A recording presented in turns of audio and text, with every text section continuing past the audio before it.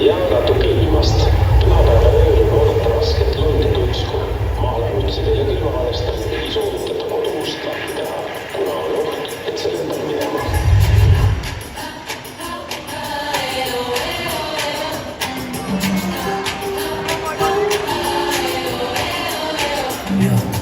Alustasin Tallinnast, sõitsin läbi Nõmme, siis Haruteel sai tangitud ja Turbast tundsin tunnet. Ristilt ostsin söögipoolis, lihunas tegin toogi ja kui jõudsin Virtsus kassasse, mu reisiga sai hoogi.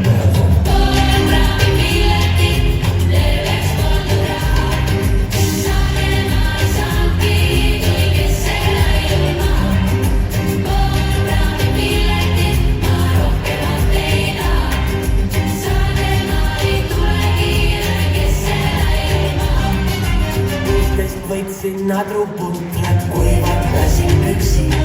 Ümber võtnud hingelist, kui ma ei olnud üksi.